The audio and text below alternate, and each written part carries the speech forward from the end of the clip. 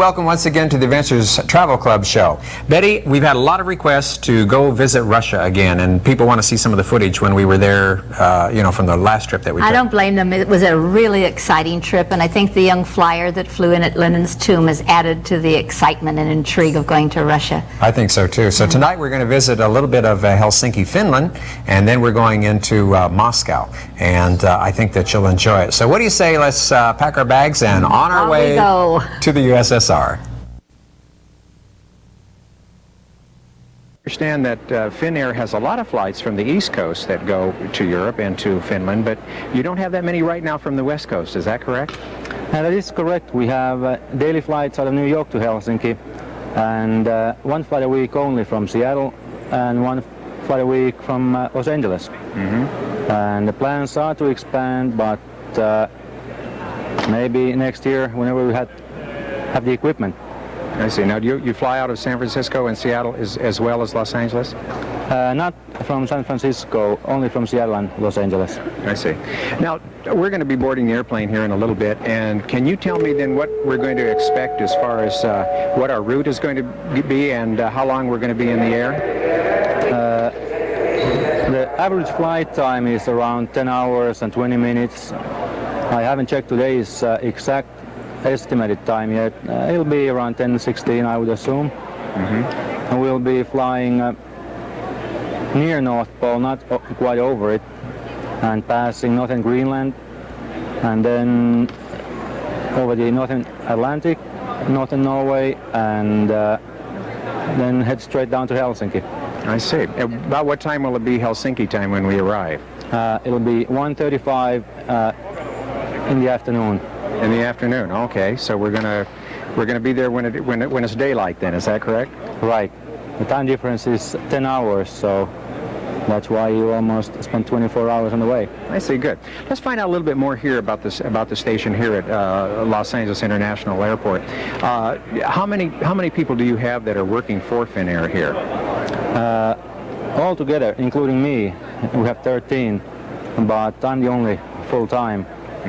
Then I have one of the girls staying in the office for the rest of the week, so the office is actually open and occupied 5 days a week. I see. So if people do want to make airline reservations directly with Finnair, then you're open during the week as far as that's concerned here. Yes, we will be able to give assistance. Reservations calls we usually direct to our toll-free reservations number. You want to give that number? 1-800-223-5700. Thank you so very much again. You're welcome. Have a nice flight. I'm Dorothy Harrison, and this is my second trip with Channel 49 Adventures Club. And it's a marvelous trip. We're enjoying ourselves flying on Finnair. The amenities are wonderful, and we are looking forward to landing in Helsinki tomorrow. My name is Monsignor Joseph Balker. I'm pastor of Sacred Heart Church in Exeter, which is about 60 miles south of Fresno. And this is my first trip with Channel 49. I heard about it by listening to Channel 49, and as soon as I heard, I called Fresno and made reservations. I'm happy to be with some friends that I've known since 1946, Ann and Danny Jacobi, when I was assistant at the parish in Los Banos. And of course the cameraman I've known from Kingsburg for at least 25 years, so I'm looking forward to a real interesting trip to Russia. I've heard a lot about Russia. I'd like to see for myself just how things will be in Russia. I'm looking forward to a real fine trip. So far everything is going fine. I'm Ann Jacobi of Los Banos, and looking forward to a wonderful time in Russia. This is our second trip with the Channel 49 Adventurers Club, and the accommodations are great. It amazes me to think that we can leave Fresno and make wonderful connections with the overseas accommodations to go to Finland, and we'll be there in just 10 hours. It's unbelievable. I know we're going to be very happy throughout the trip. I'm Marilyn Hoy. This is our first trip with Channel 49 Travelers. We first learned about the trip through the Fresno Bee when we read the article that they wrote about it. We had always wanted to visit Russia because we wanted to see the art and the architecture, so we thought it was a wonderful opportunity for us. We're looking forward to a great time. How long will it be, Captain, until we reach the borders of Finland? Let me see. This is our ready-made computer flight plan, and from here I can see we'll be passing boundary between Sweden and Finland. Approximately 40 minutes before we are landing at Helsinki Airport. Let's say it's in 1 hour and 30 minutes from now. So our whole flight from Los Angeles to Helsinki is right in the neighborhood of about 10 hours. Is that correct, Captain? Yes, it's normal. It's normal time. Today it's 10 hours and 5 minutes. And the flight time depends on wind direction and wind velocity. At this altitude, Captain, do we pick up any jet streams at all going to the east? Very often. At the moment we are flying almost in no wind at all. But 30 minutes ago we had jet stream from south and velocity was almost 100 knots. All of us enjoyed the smooth flight on Finnair. The service and the friendly flight attendants, as well as the clean aircraft, impressed all the Channel 49 adventurers.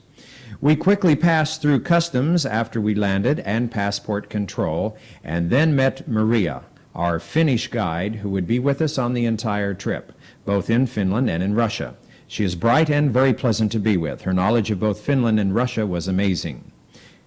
We enjoyed our ride into Helsinki and were very impressed with the first-class accommodations at the Ramada Presidente in Helsinki. The hotel features every amenity that one could ask for, including a Finnish sauna. The next morning, we boarded our bus for a beautiful tour of the city. Incidentally, the weather changes very fast in Helsinki. You can have sunshine, rain, and snow all within a 15-minute period of time.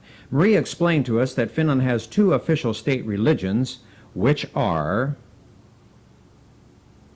Lutheran and Orthodox.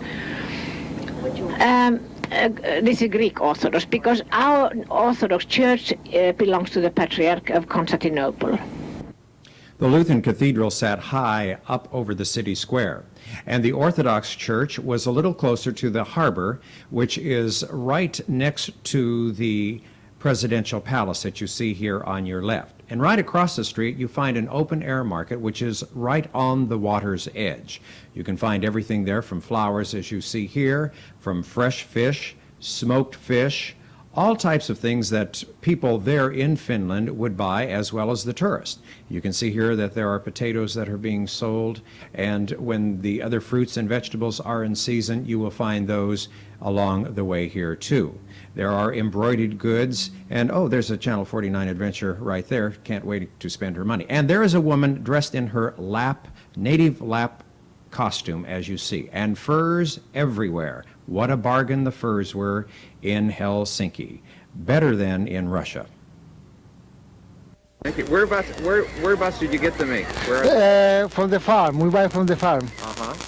Another adventurer models a fur hat which he bought on the trip.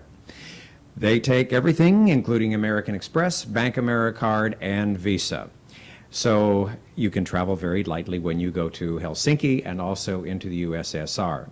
Maria is going to continue now with our bus tour as she explains about the boat which we're about to see. You know, Georg Ots, it was a very famous opera singer in Estonia. Georg Ots, he's dead now. Many years ago he died. But anyway, that ship carries the name. And you can see Finlandia. Finlandia, this, by the way, I just remember, I haven't told you that the name of our country in Finnish language, it is not at all Finland, but it is Suomi. Suomi. And that's why we have this SF, it's short for Suomi Finland, because it's Finland in other languages. As we continue, you can see along the Baltic shore, there are a number of ice flows that are quite evident. Although there is a lot of traffic that is going to both the Soviet Union and to Sweden, there's still a lot of ice. We are now on board the Soviet train that is taking us along the countryside in Finland, and we boarded that at 5 o'clock in the afternoon, and we arrive in Moscow at 9 o'clock the next morning. If you look very closely, you can see that there is a preponderance of birch trees in the countryside, both in Finland and the USSR. We had little cabins on the train that slept 2 people. That is considered first class. And there was a little gentleman, that conductor, I suppose, for each of the cars that would serve us tea and cookies while we were on the train. We also got our first taste of caviar in the club car as we were traveling toward the Soviet Union. This is still the Finnish countryside that you see here, which is really quite clean and neat. By the time that you cross the border, it looks a little different on the USSR side. We are now arriving in Moscow. We arrive in downtown Moscow. Off in the distance you can see the television tower, which also has a restaurant that revolves around. Speaking of revolving, they were testing out the neon signs because they were getting ready for May Day. Now the building that you see directly behind the neon sign, which seems to be going around and around, is a district power plant. In the Soviet Union, you do not have a water heater in your apartment. All of the hot water is provided by your district plant, as is your electricity. And they do shut it down and clean it out for about a month each year. People here are warming themselves on a grate, which is on a park which is across the street from Red Square. And here you see St. Basil's, which is the church that is on the southern border of Red Square, if Red Square were to have borders. You remember that not too long ago there was a young German who landed a plane in Red Square, and that would be over on the left-hand side. The churches in the Soviet Union, most of those are closed. Most of those are only open, I should say, as museum pieces. This church here was a museum, and there are only 40 churches, I believe, that are active churches, Russian Orthodox churches, in the entire city of Moscow, a city with some 9 or 10 million people. It was a very cold day when we arrived in Moscow, as you can see here by the cloudy skies. Again, the people were getting ready for May Day, which seems to be their Christmas, New Year's, and 4th of July all rolled into one. Floats were being prepared for the demonstration. They do call it a demonstration and not a parade. We were told that several times. And there were several floats around the city, but these happen to be just right outside of Red Square. The walls of the Kremlin are right behind that float. And now you see the walls, or I should say the Gums department store, which is located on the east side of the Red Square. We're looking now toward the west. If you look very carefully, you see some white gloves. Those are the guards who guard Lenin's tomb as he is buried in the wall of the Kremlin. It was just about this time that a red guard came up and said something in Russian and waved his hands very ferociously, so I took it that he did not want me to videotape any longer in Red Square. So I obliged by leaving Red Square at that particular time. However, it was very interesting because we were not stopped for taking pictures in a lot of areas. Now, if you would have had a videotape camera, a home camera, or your little Kodak where you're going to take your slides or your little photos, you could take pictures almost anywhere that you wanted to in the Soviet Union. Very few places where we were not allowed to take pictures with our little still cameras. This came as a surprise to us because we'd heard lots of rumors that, well, you can't take pictures here and you can't take pictures there. However, we found that that had changed when we did arrive in the USSR. Our Russian in-tourist guide, Alla, comments on part of the founding of the city of Moscow.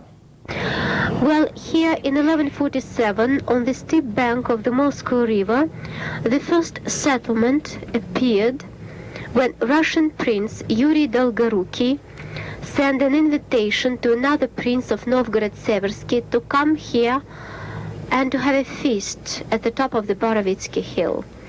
So 1147 was the first mentioning of Moscow made in old Russian annals. Well, at that time, the process of disintegration of Russian principalities got the upper hand. Russia wasn't a single state. It consisted of various principalities, various princedoms. Each one was ruled by its own prince. There was no unity among these principalities, father warring against his son, brother against brother. Well, so when Tatars came to Russia in the 13th century, they had no difficulty in breaking down the weakened resistance of these principalities. Well, as you remember, in the 12th century, Moscow appeared here on the steep bank of the Moscow River. The first Kremlin, the first fortress, was built around that settlement in 1156, and it was built at a very advantageous position, at the cross of waterways and overland trading routes that ran across the Great Russian Plain.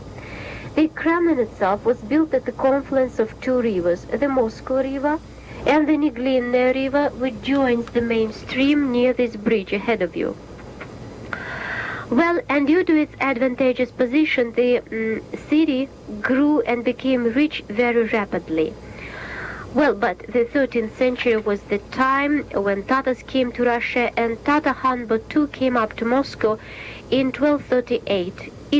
He burnt the city, but it was built anew. On many occasions, Moscow felt the heavy hand of the Tatars-Mongolian yoke that lasted in the country for 250 years. But gradually, Moscow became the center of the struggle of Russian people for their national liberation. Now, on the right-hand side, at the foot of the Kremlin wall, we are passing by the Alexander Garden.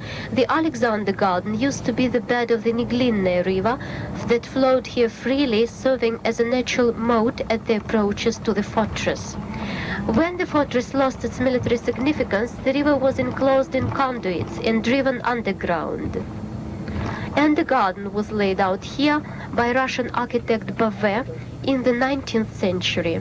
Like any other classical garden, it consisted of three parts: the upper garden, the lower garden, and the middle garden. To your right, you may see two towers connected by the bridge. The bridge, which was built across the Neglинная River in 1516. It's one of the public entrances of the Kremlin. And to your right, at the foot of the Kremlin wall, there is the tomb to the unknown soldier. The tomb was inaugurated here when we marked the 25th anniversary of the Moscow battle. That was in December of 1941. It was the first time that the Germans were stopped, and that was only 25 kilometers away from the center of the city. To your right, we are passing by the History Museum, the Red Square. Here comes the Lenin Museum, and we are approaching the former theatrical square, which in 1921 was given the name of the first president of the Soviet state, Yakov Sverdlov, whose statue you may see to your right. After leaving the area of Red Square and the Kremlin, Alla took us on a city tour of Moscow. I'm going to show you this. It's going to be a little bit disjointed in that we weren't able to capture everything on videotape because when we entered the country, the Russian officials took 10 of our videotapes. So we were not able to shoot as much as we wanted to. So this may be a little bit disjointed. However, I think that you will enjoy seeing some of just the street scenes of the city of Moscow itself. And if you listen to Alla's commentary, you will see where we are in some of the areas in downtown Moscow. As you will listen to her say probably more than once that this is under construction or that is under construction. It seemed as though most of the Soviet Union, at least the cities that we visited, were under reconstruction most of the time. And some of the reconstruction scaffolding looked like it needed to be reconstructed as well.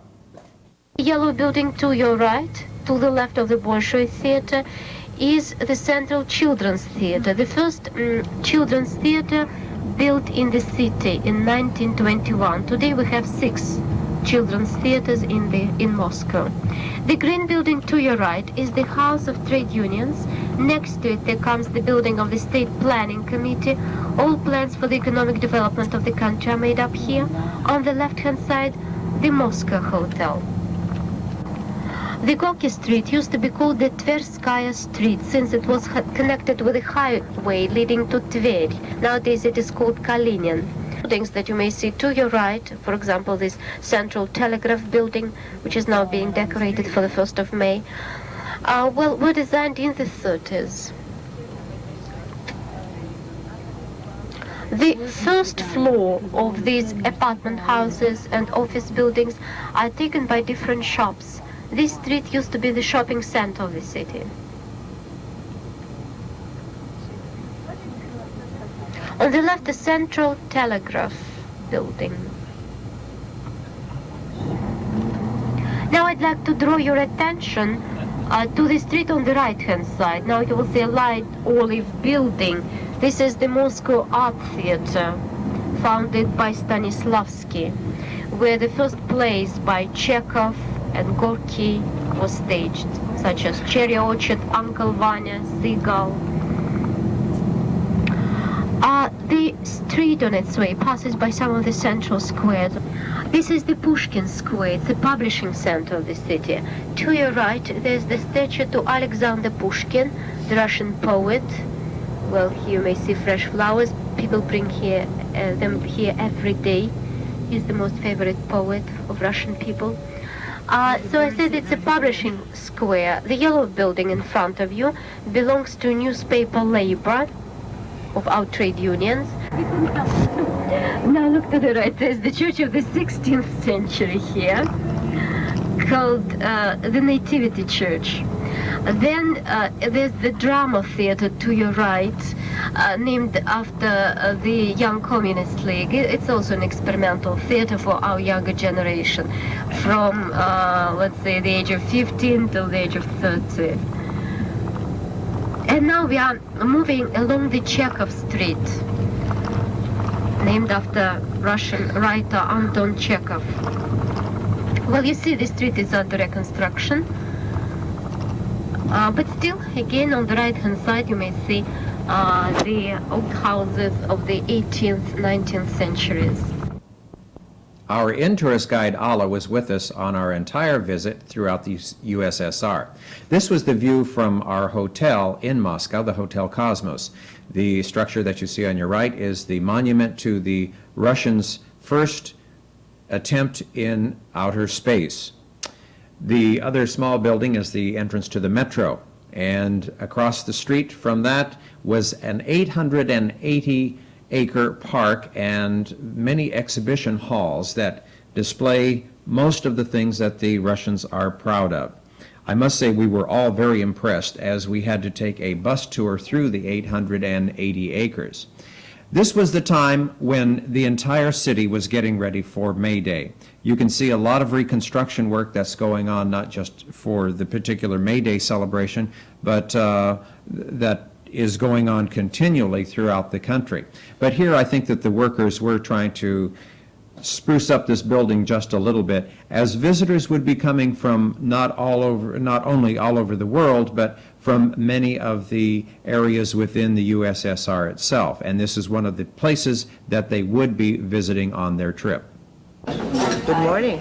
Good morning. I'm having a wonderful breakfast. Eggs. American style. How have your meals been so far? Excellent. What did you have for dinner last night? I didn't have anything last night. We went to the theater, so there was no time for me. But the meals have been excellent. I thoroughly enjoyed them. I eat too much bread. I'll have to be on a diet when I get home. Sure. It's been a pleasure having you with us, Monsignor. And on the occasion of your 43rd anniversary of ordination, I'd like to present our greetings to you. Well, thank you.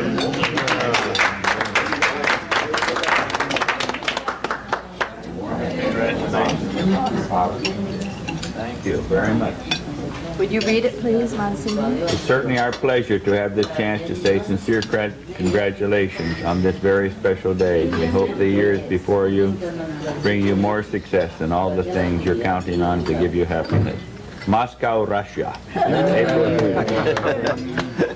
Thank you very much. I appreciate it. We have another occasion today. This is Fidel's 59th birthday, and we might wish Fidel a happy birthday. Oh, thank you. Happy birthday to you. Happy birthday to you. Happy birthday, dear Fidel. Happy birthday to you. Oh, how nice. Thank you very much to all of you. But I am 39. 39 years old. Oh, I'm sorry, Fidel. It's always fun traveling with the Channel 49 Adventures as we try to make it a family affair. Betty makes sure that we celebrate birthdays and anniversaries when we are traveling. Our tour was a bus tour, and the bus that we had was built in Scandinavia. Our driver drove the bus to Moscow even though we took the overnight train. Being that this was a foreign bus to the Russians, it caused many a head to turn as we traveled on the Moscow streets. Intourist, the official government agency which handles all tours, both Soviet and foreign, has a fleet of buses, and those buses are made in Bulgaria. We rode one evening while going to the theater, and I assure you, we were thankful for our modern, clean bus from Finland. We were impressed with the friendliness of the Russian people.